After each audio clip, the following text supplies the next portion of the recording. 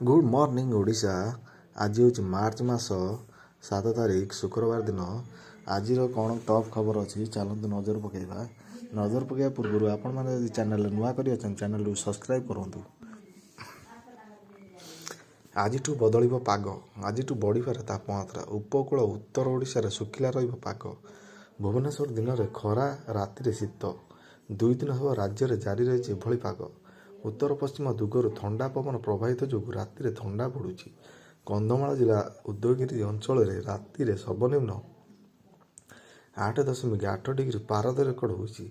दिन में 31.2 degree तापमात्रा record कर आसंता 2 दिन पर्यंत दिन सर्वोच्च तापमात्रा कौन परिवर्तन हेब नहीं।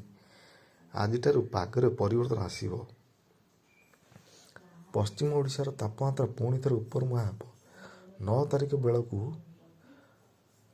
सुंदरगढ़, झारसुगुड़ा, संबलपुर, बलांगीर, सुवर्णपुर, बौद्ध, फुलवाणी, बलांगीर, टिटलागढ़, भवानीपटना तापमात्रा 39 डिग्री छुईपारे बोली खबर मिलूँ।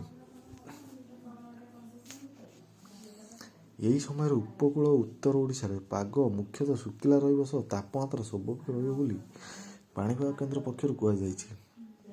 गतकाली बौद्धर राज्यर सर्वोच्च तापमात्रा 38.8 डिग्री रेकर्ड होता बेले मालकानगिरी 37.5, अनुगुल 37.1 डिग्री रही है। 1991-2020 मसीह तापमात्रा एवरेज तुलन में चलित वर्ष जानुरी मास सबुठ उत्तप्त मास बोली सूचना दी विश्व पाणीपाग संस्थान।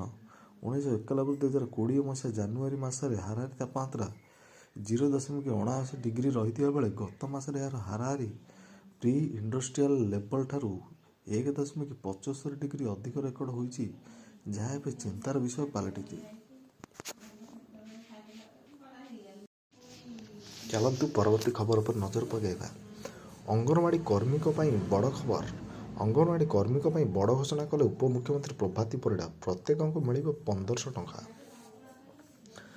भुवनेश्वर अंगनवाड़ी कर्मी घोषणा कले उपमुख्यमंत्री प्रभाती परिड़ा। सुभद्रा योजना को घरे घरे पहुंचाई मिल बड़ पुरस्कार राशि।